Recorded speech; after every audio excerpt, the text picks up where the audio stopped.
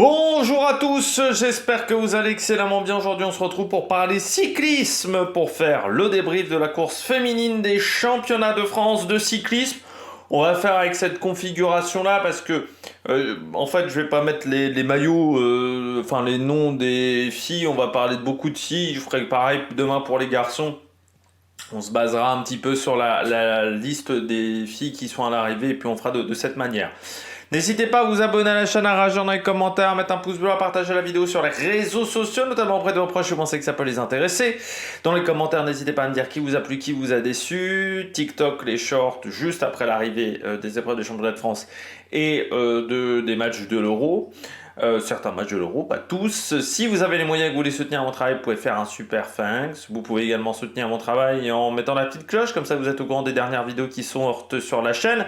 Notamment, vous pouvez voir la vidéo sur les nouvelles règles UCI, notamment avec les cartons jaunes et les oreillettes, et mon avis là-dessus. Si vous voulez également soutenir mon travail, mais que vous n'avez pas forcément les moyens et que vous ne pouvez pas faire un super thanks, que vous ne voulez pas faire un super thanks, eh bien, vous pouvez également essayer de cliquer le plus rapidement possible quand il y a des notifications sur la chaîne. Et je rappelle que la semaine prochaine, présentation Tour de France, avec notamment la vidéo des sprinteurs et des grimpeurs, comme chaque année. J'ai oublié de vérifier même, parce que j'ai pas encore le roadbook, n'était pas encore disponible en ligne.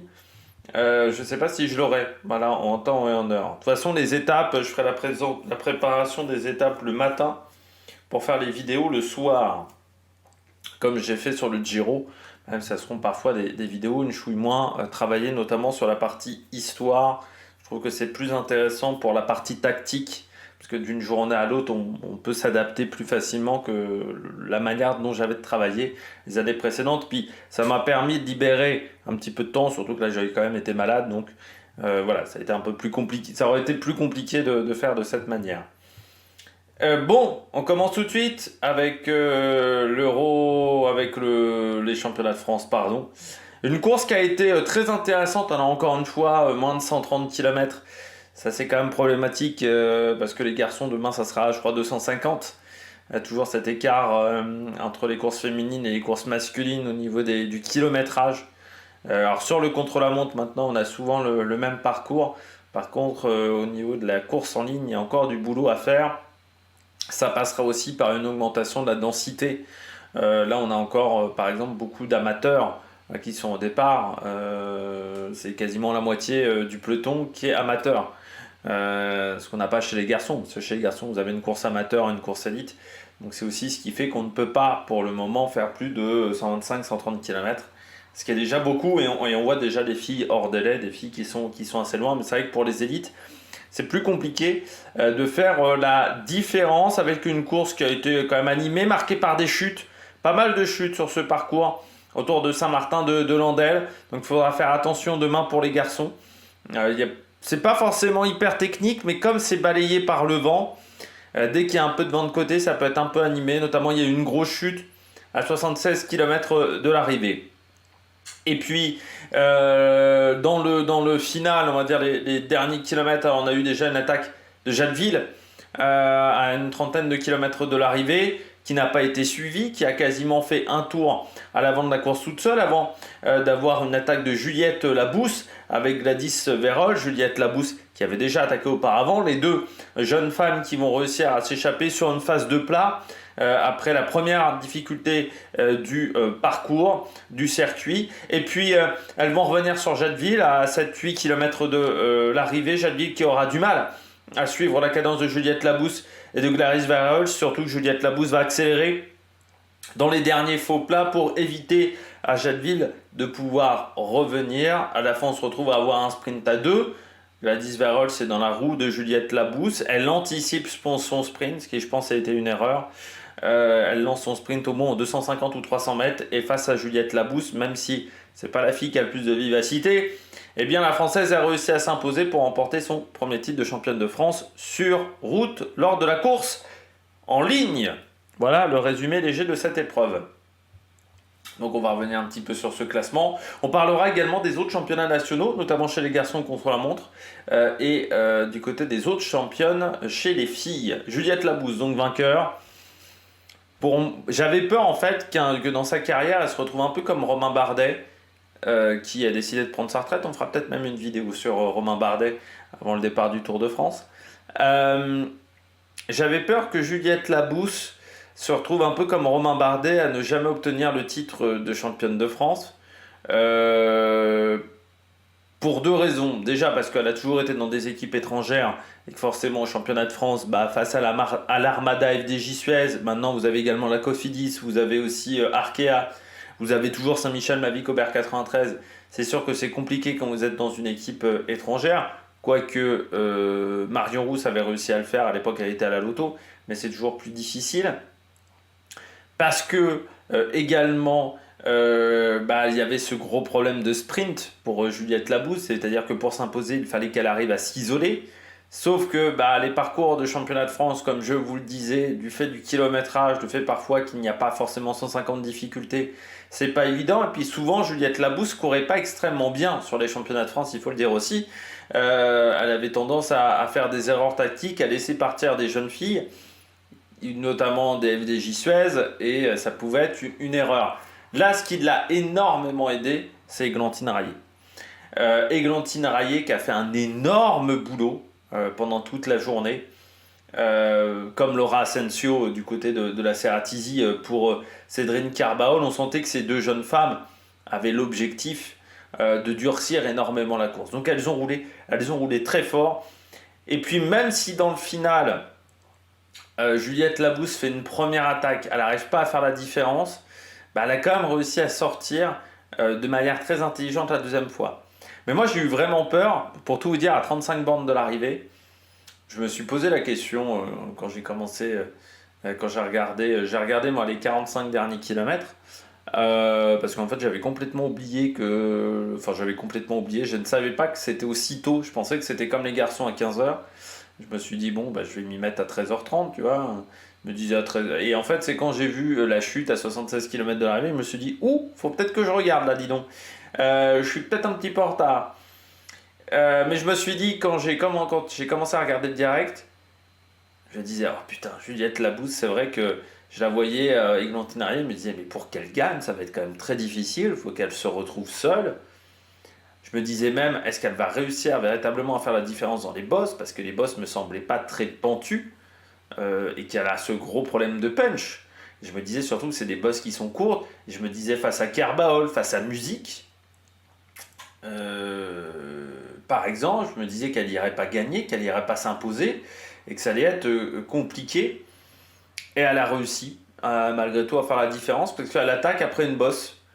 Elle a commencé à accélérer au sommet de la bosse, c'est vraiment sur le plat qu'elle fait la différence. Et surtout derrière, ça s'est regardé, notamment Audrey Cordorago qui est pas très loin dans la roue, qui décide de s'écarter.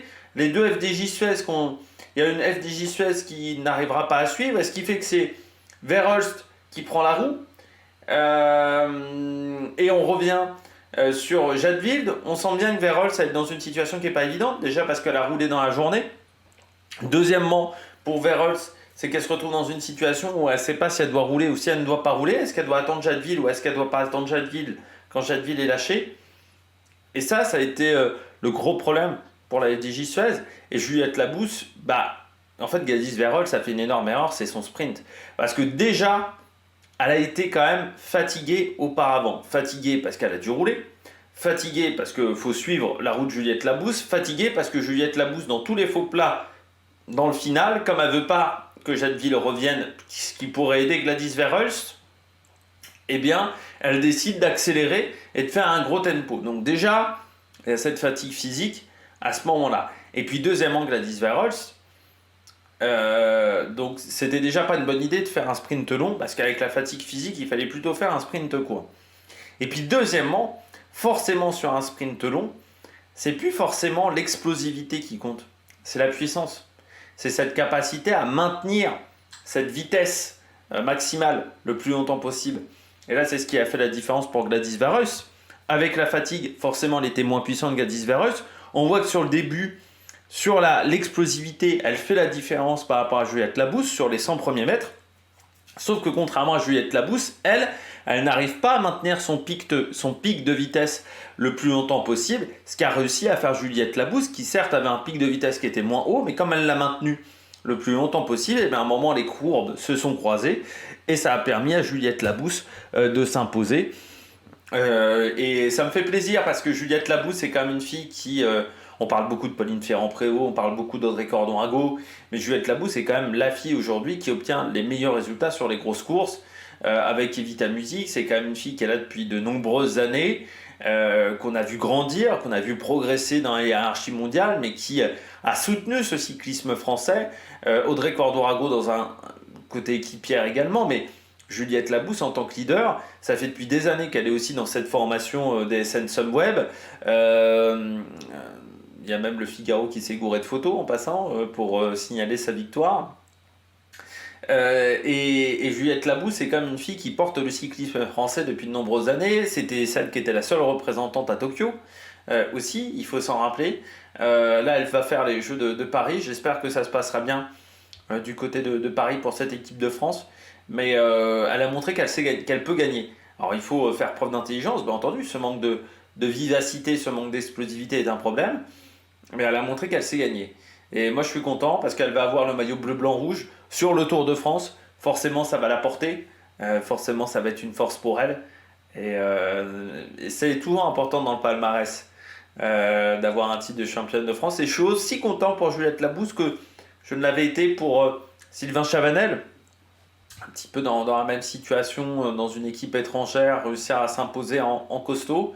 Parce que c'est des coureurs, des concurrents qui ont porté le cyclisme français et qui méritent au bout d'un moment d'avoir ce titre de champion de France. Alors je sais bien que le cycliste n'est pas toujours le mérite, il faut aussi avoir l'intelligence tactique, mais quand on a l'intelligence tactique et qu'on a le mérite derrière, je trouve ça très intéressant.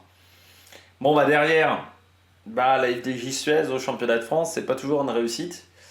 2, 3, 4, je crois que l'année dernière c'était à peu près la même chose.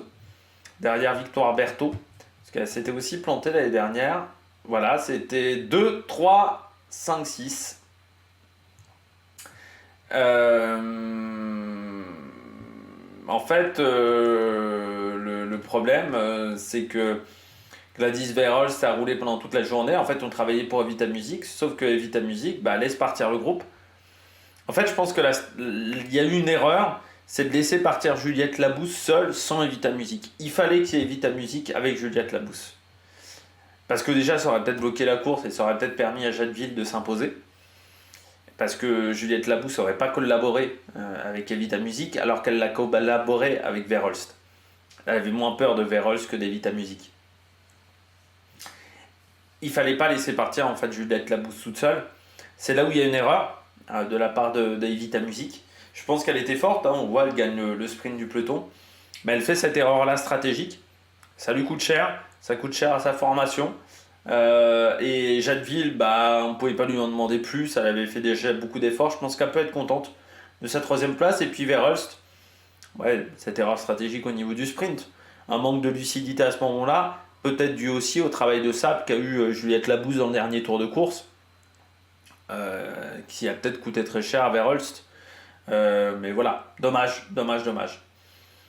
Evita Music, donc vainqueur du sprint du peloton, devant Maëva Skiban qui fait quand même une belle semaine. Maëva Skiban, 4e du contre-la-montre, 5e de la course en ligne, c'est bien pour Arkea BNB Hotel, ça fait des points UCI pour cette formation qui je trouve est toujours un petit peu en dessous de la Cofidis, donc ça c'est intéressant. Marie Lenette, donc 6e, qui poursuit. Cédrine Carbaol, 7. Là aussi, elle fait une erreur, Carbaol, c'est de laisser partir Juliette Labousse seule, encore une fois, sans essayer de l'accompagner. Après, à ce moment-là, elle n'est pas tout de suite dans la roue. Donc c'est dommage pour Cédrine Carbaol. Surtout qu'on voit qu'elle a quand même progressé au niveau du punch. Ça, c'est clair et net, mais elle a fait une erreur stratégique à ce moment-là, de laisser partir Juliette Labousse. Alors que je pense qu'elle avait les capacités pour s'en sortir à ce moment-là. On a ensuite Victoire Berthaud, Laura Ascenso qui fait quand même une grosse course, Coponi qui fait quand même 10e, mais on voit que sur le sprint ça aurait été compliqué pour la concurrente de la Lidl Trek. Et puis première Saint-Michel seulement 11e. Elles ont été très très elles ont vraiment animé la course, les Saint-Michel, mais jamais dans le bon tempo. Ça, c'est dommage du côté de cette équipe devant India Granger, qu'Audrey Cordon-Rago, qu'on a au final pas vu de la journée. Hein. Elle a été très discrète devant les Curinier, Ticia Rio, Julie Bégaud qui a fait beaucoup de travail pour tenter de remonter Victoire Berthaud, mais là aussi pas toujours dans le bon tempo du côté de la Cofidis. Morgane Coston 19e. Et puis, première amateur, Sarah Pope. C'est bien pour Sarah Pope parce qu'elle est avec les meilleurs, elle est avec les élites. Donc ça, c'est une belle performance devant beaucoup de professionnels. Donc très belle performance de Sarah Pope, fille de 28 ans, qu'on verra peut-être dans une équipe continentale, parce qu'elle fait quand même un bon début de saison. Je vois en termes de résultats, c'est pas mal. Pour la concurrente qui a 28 ans, je regardais, oui, elle a fait des résultats, mais oui, elle était au championnat de France en 2021, 2020. Mais c'est une fille voilà, qui court quand même beaucoup chez les amateurs. Donc peut-être que là, ça va améliorer son envie d'aller du côté des professionnels. Peut-être que ça sera là. Peut-être qu'elle arrivera à atteindre le rang professionnel l'année prochaine grâce à ce résultat. Je voulais noter quand même quelque chose. Regardez la belle vigueur du cyclisme français quand même en ce moment. C'est regarder le top 10 de cette épreuve et même le top 20 de cette épreuve au niveau des âges des concurrentes. En fait, on n'a que 2 filles qui ont plus de 30 ans, c'est Morgane Coston et Audrey Cordon-Rago. Vous avez quand même énormément de filles qui ont moins de 25 ans et qui sont déjà performantes. Juliette Labousse et Vita Musique, bon, c'est les têtes d'affiche, elles ont 25 ans. Marie Lenette, 24. Kerbaol, 23. Victoire Berthaud, 23 également. Asensio, bon, 26, qui a fait une belle course aujourd'hui. On voit quand même la jeune génération, Marion Brunel, seulement 19 ans. Ticia Rio, Julie Bégaud, 19 ans aussi. Éline Roussel, seulement 18 ans, qui arrive déjà à être dans le top 20 des championnes de France. Églantine Raillet, qu'on a beaucoup vu, seulement 20 ans aussi. C'est quand même une sacrée performance et ça montre la belle forme de ce cyclisme français. Roxane Fournier qui finit 36e pour ses derniers championnats de France, pour sa dernière course dans sa carrière. Mais je trouve qu'on a des filles qui sont quand même extrêmement performantes, extrêmement jeunes également, à 18-19 ans.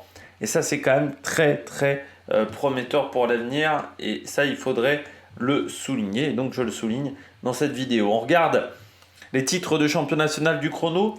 Il en restait encore quelques-uns jeudi dont on n'a pas pu parler parce qu'il y a certains pays qui font ces courses-là le vendredi notamment.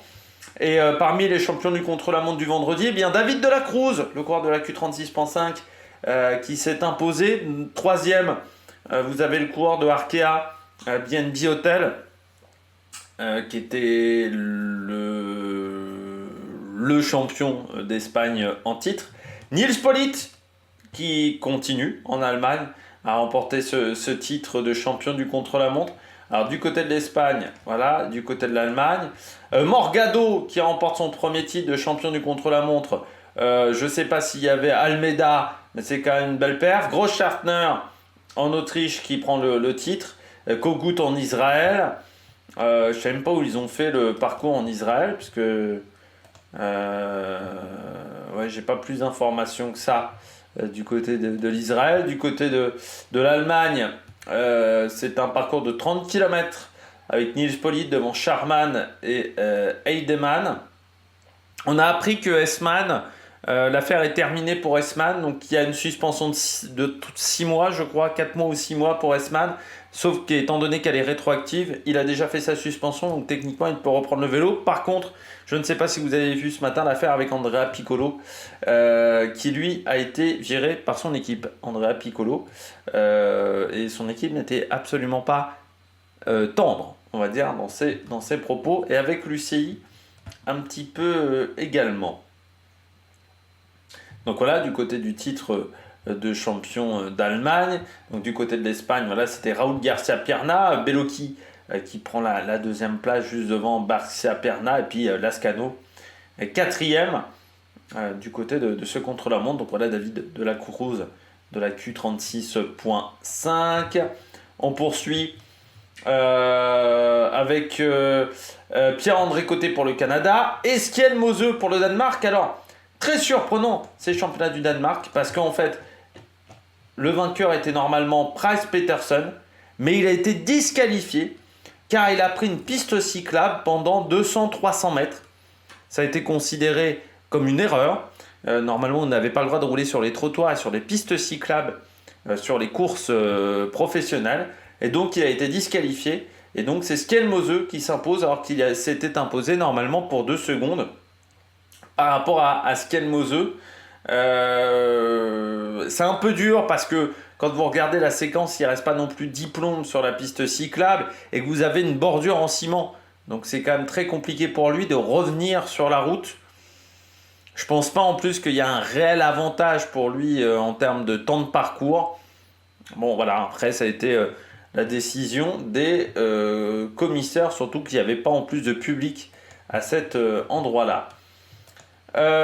Du côté de la Turquie, c'est Orkan Radjovic du côté de la Serbie, Arthur Klukers du côté du Luxembourg, et puis Luis Aola du côté du Venezuela pour les grosses nations. Il reste encore la Croatie et le Brésil pour les titres de champion du contre-la-montre. La Croatie, bien c'est aujourd'hui, mais pour l'instant, il n'y a pas le champion encore. Si, et bien voilà, c'est Gojkovic. Et donc le Brésil, ça sera le 27 juin. Donc ça sera dans 5 jours, donc quasiment le jour du départ du Tour de France. Ça sera le jeudi avant le départ du Tour de France. Je ne vais pas vous mentir qu'on ne devrait pas normalement suivre les championnats du Brésil. On passe aux autres titres du côté des filles sur la course en ligne. Eh bien, la victoire d'Elisa Longo Borghini du côté de l'Italie qui est partie en solitaire dans le final. Le sprint du peloton lui a été remporté par Consoni devant Gasparini. Du côté de l'Espagne, c'est Ostolaza qui s'impose et pas Mavi Garcia qui prend seulement la 3e place. On sent que l'âge commence à faire son effet pour Mavi Garcia. Donc je dis avec la boost pour la France. Patigno pour la Colombie, ça on le savait déjà. Ruby Rose Gagnon pour l'Australie. Du côté de l'Allemagne, c'est Franziska Kor qui s'impose devant Liane Lippert et Antonia Niedermayer. Jean Suksova pour la Slovaquie. Du côté des États-Unis, c'est Kristen Faulkner qui a remporté le titre devant Ruth Edouard et Corinne Labecki. On a appris que normalement, il y aurait McNulty chez les garçons. Il y a les sélections américaines qui sont sorties pour les Jeux Olympiques, donc il y aura notamment McNulty. Du côté de l'Irlande, Fiona Mangan qui remporte le titre. La Suisse, c'est Noémie Ruegg, la concurrente de la Visma devant Linda Zanetti et Caroline Bauer. Du côté du Portugal, c'est Daniela Campos qui s'impose. En République tchèque, c'est Nemkova qui remporte le titre. En Nouvelle-Zélande, c'était Eila Wiley. Si on descend un petit peu, Carbonari en Lettonie qui remporte le titre. Et puis, du côté des autres grosses nations, eh bien, je crois que nous avons fait le Atosalo du côté de la Finlande. Voilà, je crois que nous avons fait le tour pour les différents titres du côté des championnats nationaux. On fera la même chose demain avec les garçons si j'ai le temps de le faire. Voilà, parce que les garçons, demain, c'est une journée un peu tendue pour moi, donc j'espère que j'aurai le temps de faire la vidéo en temps et en heure. Bon, j'espère que vous avez aimé cette vidéo. Si vous avez aimé cette vidéo, n'hésitez pas à vous abonner à la chaîne, à réagir dans les commentaires, à mettre un pouce bleu. Puis nous, on se retrouve pour de nouvelles aventures sur Armagnac Productions. Ciao, ciao!